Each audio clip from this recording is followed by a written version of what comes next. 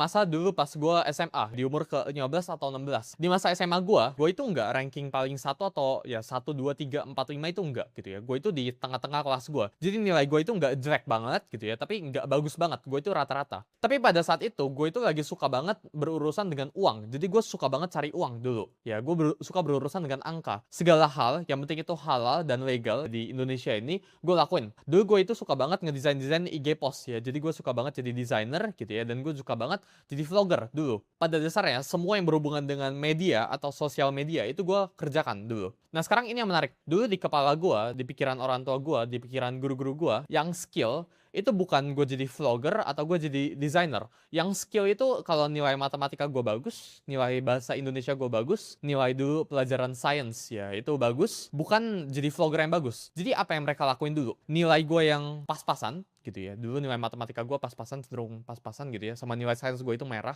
Jadi dulu gue itu sering banget dapat advice, oh nilai gue di matematika ini pas-pasan, ayo kita harus les matematika biar yang merah atau yang pas bisa jadi lebih bagus gitu. Oh dulu ya gue itu lemah banget di sains, ya berarti gue harus apa? Gue harus bimbel, gue harus belajar sains sebaik-baiknya. Tapi dulu ya gue itu suka banget ngevlog, gue itu suka banget ngedesain, gue nggak pernah dilesin desain sama sekali. Mereka suruh gue untuk spend waktu memperbaiki ke sesuatu yang gue itu biasa-biasa aja atau gue nggak suka. Tapi ke sesuatu yang gue suka, ini yang gue punya talent, yang gue punya interest ke sana, itu gue nggak alokasikan waktu gue ke sana. Logika di belakangnya itu masuk akal ya, lo itu harus belajar buat jago di semuanya, jangan cuma buat jago di satu bidang aja. Jadi jangan cuma 100 matematikanya gitu ya, tapi fisikanya 70 gitu ya, terusnya sainsnya berapa, bahasa Indonesianya 80, ini semuanya harus jago di semuanya. Dan di momen itu gue ikutin, karena menurut gue itu masuk akal, advice yang masuk akal ya, gue harus memperbaiki nilai-nilai yang merah gue. Tapi setelah gue lulus sekolah, setelah gue keluar dari sistem ini, gue baru sadar ya kalau market atau pasar dunia ini itu nggak pernah bayar orang yang rata-rata di semua bidang. Pasar ini ya, market ini cuma bayar orang yang jago banget di satu bidang. Ketika misal ada satu orang gitu ya, dia itu jago di bahasa Indonesia, jago di matematika, jago di bahasa Inggris,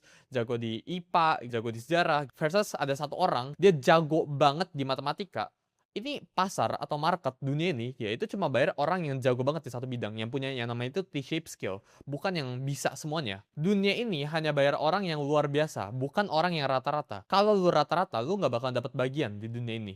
Dan untuk lu jadi luar biasa, ya lu ini butuh konsentrasi, lu ini butuh fokus. Sangat susah ya untuk lu jago banget di trading, atau misal gue jago banget di media, tapi gue harus jago banget juga di matematika gitu ya dulu. Gue harus jago banget juga di bahasa Indonesia, gue harus jago banget juga di bahasa Inggris. Sekarang gue pengen kasih lu data ya, biar ini gak jadi opini gue pribadi doang. Gue pengen lu bisa ngecek dan bisa verifikasi. Ya ini beneran ada real study case-nya. Jadi dulu ya itu ada satu institusi namanya itu Gallup. Mereka itu ngelakuin polling secara organisasi. Institusi Gallup ini ya itu ngelakuin research ke perusahaan-perusahaan besar ya untuk ngukur matriks-matriks karyawannya itu. Jadi karyawannya itu bekerja itu efisien atau enggak, terus karyawannya itu happy atau enggak, dan sebagainya. Pertanyaan dari Gallup ini simple. Mereka itu pengen lihat hidup orang yang fokus ke kekuatan mereka itu kayak gimana, sama orang yang fokusnya itu memperbaiki kelemahan mereka itu kayak gimana. Dan ini hasil datanya ya. Orang yang fokus ke kekuatannya itu 6 kali lebih engage di kerjaan ya dibandingkan orang yang fokus ke kelemahannya. Itu orang yang average aja. Sedangkan kita lihat orang yang fokus ke kekuatannya itu 3 kali lipat lebih bahagia. Sedangkan orang yang fokus ke kelemahannya itu rata-rata. Orang yang fokus ke kekuatannya itu lebih cepat naik karirnya. Sedangkan orang yang fokus ke kelemahannya, ya yang gue ada kelemahan apa gue perbaikin gitu ya, itu bahkan jadi orang yang rata-rata. Orang